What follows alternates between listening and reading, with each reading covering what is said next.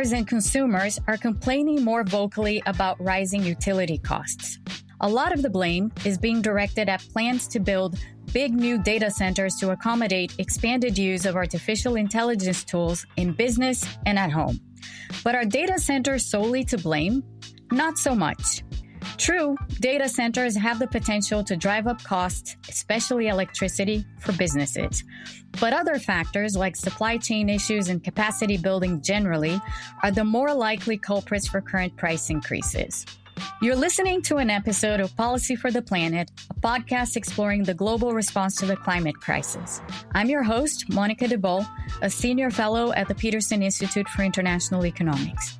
To help us dive in deeper into why utility costs are rising, I'm joined by Doug Giuffre. I'm an executive director, and I lead the Americas Power and Renewables research team at S&P Global Energy.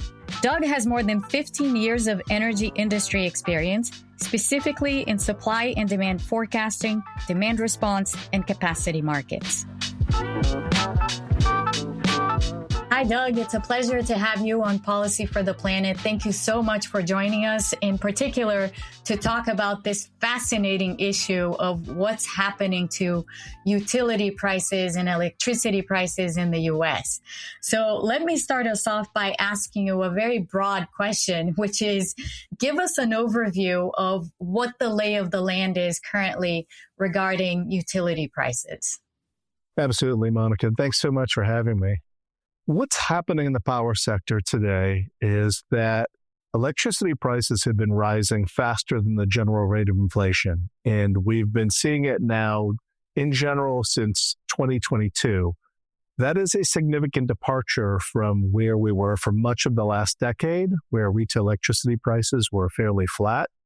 And one of the interesting things that we're seeing is that it is certainly high on the minds of utility executives. So when we look at their earnings calls and query the transcripts for how often do they mention the word affordability, you can look back 2017, 2018, and very minimal mention of affordability. That began to ramp up after 2021 when we had the pandemic. People were working from home more often, and so we were seeing higher residential electricity consumption. We also had some unemployment, and so people had more of an energy burden. After 2021, we had the Russian invasion of Ukraine that increased global natural gas prices. That translates pretty directly into the price a lot of consumers pay for their electricity. That was a significant spike that we saw in 2022 into 2023 in some markets. But we've continued to see that upward pressure on retail electricity prices. And there are a number of drivers that vary depending on the jurisdiction you're in. And this is one of the challenges here for the industry to communicate what's happening, but also for the general public to understand, because the differences really do vary depending on where you are. In California, for instance, we've seen a lot of pressure stemming from wildfire and mitigation costs with that. In some other markets, it has been related to increased transmission and distribution spending. You know, we've got an aging grid. There's been a lot of investments that have been made to upgrade that, and those costs are now flowing through to customers. And in other markets, data centers have contributed, but that is certainly not universal. But there's just, I think, a misperception, the public at large, of what's happening today. So would you say that this overall perception that data centers are at the core of the rise in electricity prices, that is simply not true in a very general way? That is not true, yes.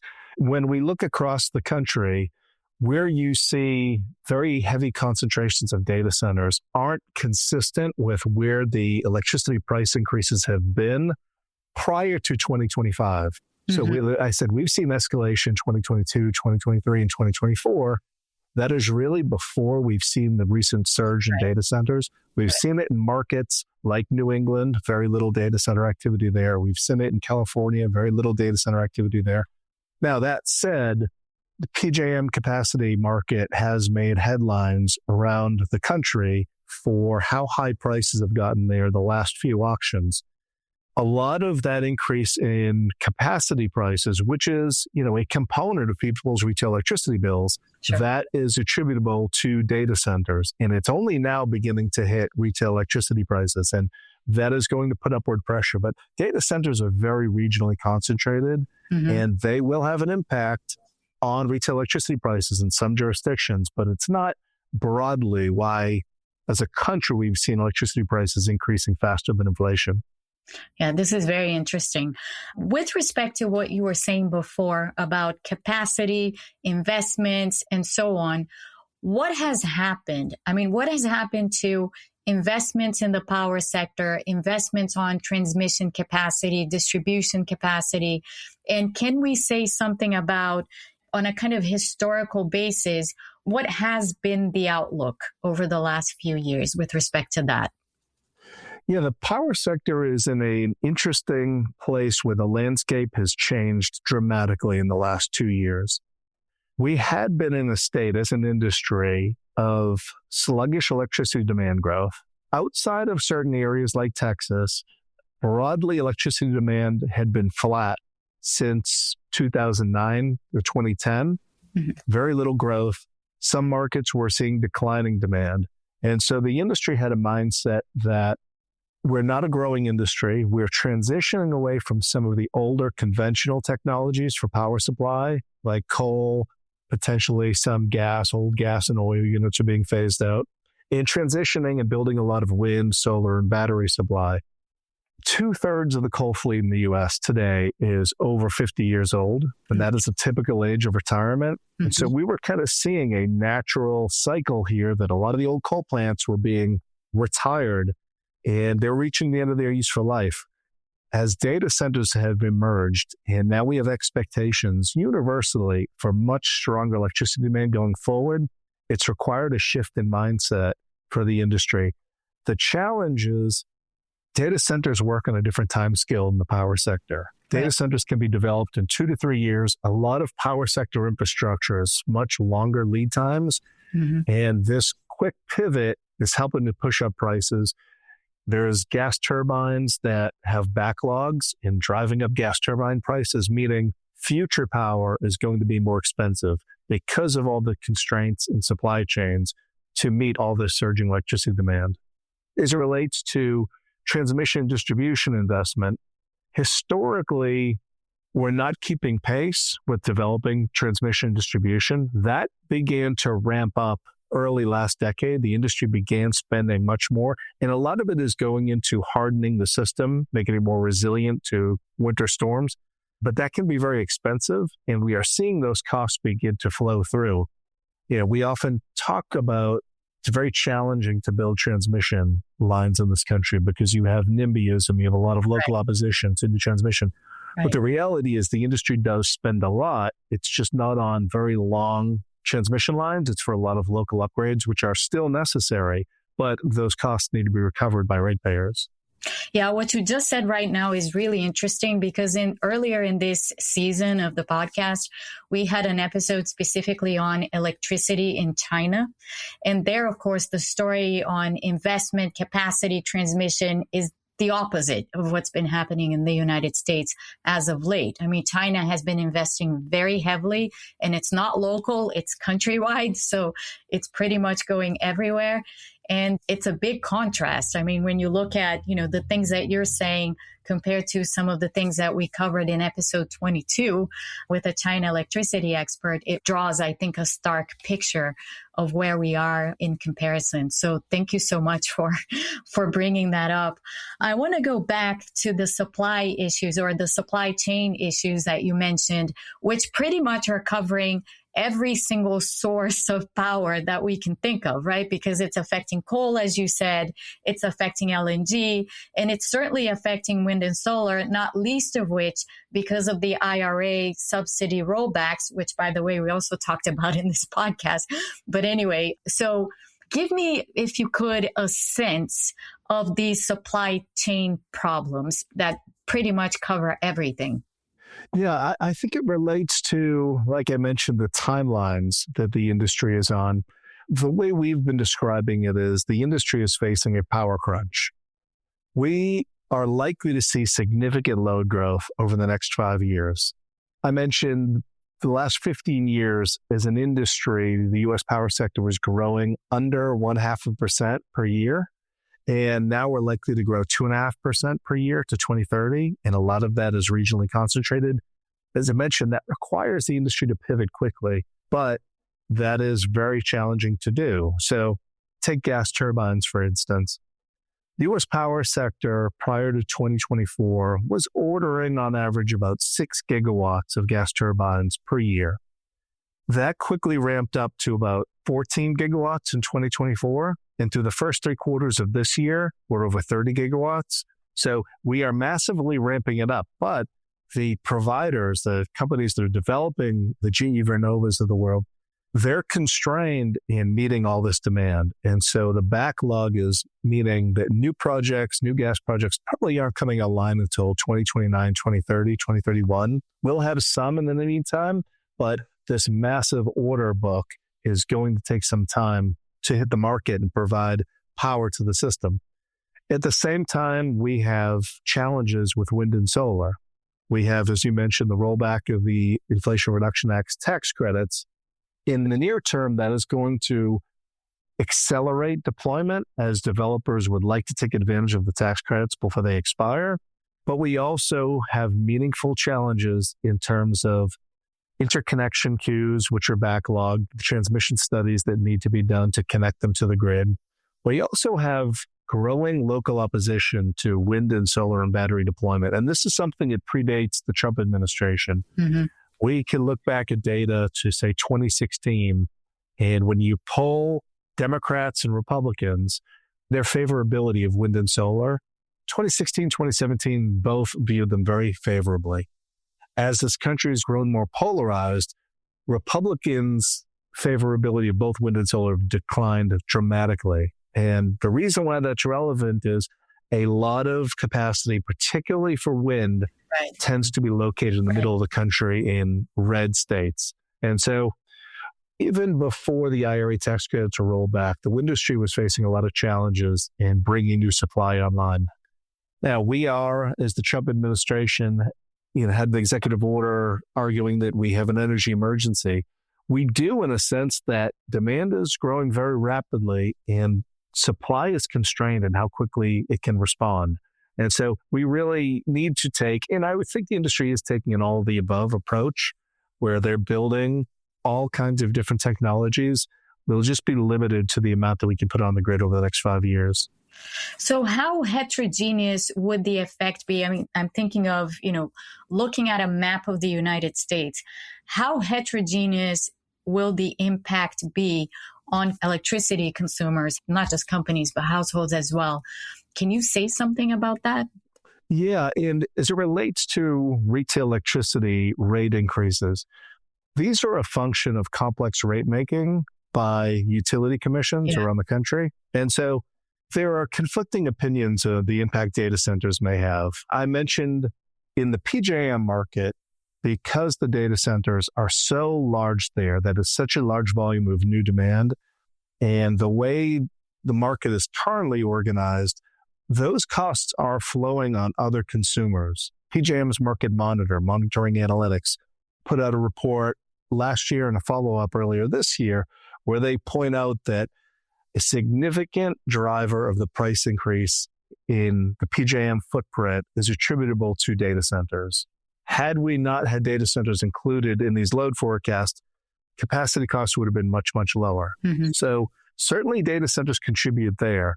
Now, the current trend today is that utilities, regulators, and the data center developers and hyperscalers are very sensitive to this issue and would like to do their best to insulate other consumers from the impact of data centers on them. So we're seeing a lot more large load tariffs, which requires the data center to guarantee they're going to consume a certain amount of power, sign long-term contracts, different things to ensure that the infrastructure spending associated with their new electricity loads will not be felt by households and other businesses. That is going to have to be carefully managed. So it's not for certain that data centers are going to push up retail electricity prices for others, But, we can point to the PJM market, at least today, and point to the impact they've had. Like I mentioned up front, there are different drivers of retail price increase. And so data centers today do not have a large presence in New York or New England. And so the price pressures they'll feel will be from other drivers, including fuel costs. Mm-hmm. So natural gas is the leading source of electricity in New England and New York. To the extent we see higher electricity prices, which both S&P Global experts predict for 2026, and the NYMEX forward curve is also pointing to higher prices, that will directly translate into higher electricity prices in those regions. Right. Other regions that have a more diverse fuel mix may be insulated from that a bit. Mm-hmm. And some of the states that never restructured their power markets, they have vertically integrated utilities. They can sign long-term contracts and try and mitigate some of these increases. So as we've seen in the past, we have a wide range of retail electricity prices today when you look across the 50 states.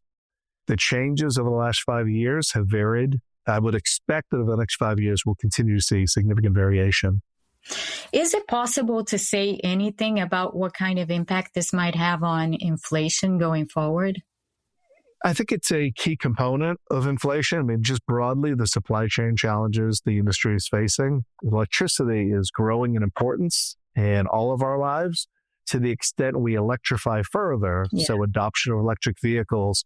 I was just this week speaking with a local municipal electric company in Massachusetts, and, they're talking about electrification of buildings, so heat pumps there, and wondering, is this the right decision? If electricity prices are going to continue escalating there, this is a bigger cost burden for their consumers. At the same time, it's very challenging to build new natural gas pipelines in this country, particularly into New England. Yeah. So there are not a lot of options to bring other fuel sources there. So to the extent we do see electricity price escalation, I think that can be a broad driver of inflation. It certainly impacts the energy burden and affordability issue that consumers are facing. Like I mentioned, when you look at how often utility CEOs are mentioning affordability on their earnings calls, it's 10 times the rate it was in 2019. Yeah, that's a very important point. So when you kind of look at the landscape with the, assessments that you have, how optimistic are you that the U.S. will be able to adequately address the bottlenecks that it currently has? It's a great question. I think the industry can manage modest load growth faster than we've seen in the last 5 to 10 years, maybe thinking something along the lines of 2% per year. Now, what's interesting, prior to the emergence of data centers in late 2023, our in-house forecast of electricity demand was about 1% per year. Okay. This is, say, going up to 2035. And that was a significant departure from where we had been the previous 10 years. It was owing to electrification, new electric vehicles, heat pumps, et cetera. Those were big drivers. When we layer on data centers, we think it's more like 2 to 2.5% per year. Wow, that's a huge jump. Huge jump. But the industry, I think we are viewed somewhat bearish by others in the industry. A lot of forecasts are north of 3% per year for the U.S. There are pockets in this country, Virginia, for instance, which will probably see 6 or 7% per year growth. So I think the industry can manage with challenges 2 to 2.5% growth. If we were to see 3% or more, very, very challenging to think we could meet that kind of demand, even over the next 5 to 10 years. So, Doug, we've talked about how, the retail costs of electricity in the U.S. are going up in the future. What can the U.S. do to offset that? Or is there anything the U.S. can do to offset that? Well, one of the big trends today is because the grid is so constrained, data centers cannot be interconnected as rapidly as they would like. So they've decided, what if we bring our own generation? We just build it on site. And so we are tracking a considerable amount of projects that are building their generation on site. Their plan, generally but not exclusively, is to build it, operate that resource on site and behind the meter for 2 to 3 years until they can get a grid connection, and then they become grid facing. but they've already brought their own supply. They're adding both supply and demand to the grid. That is really probably the best solution. And we'd be technology agnostic at S&P Global as to what those technologies should be. In reality today, it's largely natural gas. So about 85 to 90% of the projects that are looking to build on site are looking at natural gas. It is just the fastest and it's dispatchable, meaning it's not subject to the wind or the sun. I think we'll see a lot of batteries deployed there, but their concerns, and I spoke with a developer last week, their concern is making sure they have power for days at a time to a week. If there's a winter storm that limits power availability, and batteries just aren't filling that role today, you really need natural gas. And so in the near term, that will be the resource that a lot of these co-location or on-site generation resources rely on. One thing that brings to my mind is what kind of I don't know if we can get very much in the weeds on this, but what sorts of regulatory issues would come up with that? Because I imagine there would be quite a few. Yeah, the Federal Energy Regulatory Commission just issued an order looking at this co-location question. It was targeted specifically for the PJM market, but you can see where the federal regulator is thinking we may go here. And they're looking for flexibility from the grid operators so that we can accommodate these data centers, get them operating and online, bring on some local generation. And let's say you build a 1,000 megawatt data center and you have a 900 megawatt gas-fired resource on site. Yeah. Really all you need from the grid is the delta, the difference there, 100 megawatts. Right. And so it's a lot easier to build the infrastructure necessary to accommodate 100 megawatts on grid than it would be for the full 1,000 megawatts. And so the Federal Energy Regulatory Commission is given guidance and they want to see a new tariff and regulations in place in PJM to kind of accommodate that. Beyond that, you do have your local and all your permits you need to get to accommodate those resources. And I'm sure we'll see NIMBYism as we see more data centers and generation emerging in different parts of the country. But from a federal regulatory perspective, they're seeming to be very accommodating. Well, this is perfect. Thank you so much, Doug. I think you have laid a lot of issues for us to think about, and ending on that note gives us a lot of food for thought. So thank you so much for coming on the show and for explaining all these issues to us. Thank you so much for having me. It was fun. You've just finished an episode of Policy for the Planet. Thanks for joining us. Please don't forget to rate, review, and subscribe. Special thanks to Isabel Robertson and Alex Martin, our producers, Melina Kolb, our supervising producer, and Steve Wiseman, our editorial advisor. This podcast is brought to you by the Peterson Institute for International Economics. Learn more at PIIE.com. Until next time, here's to creating meaningful impact through interesting conversations.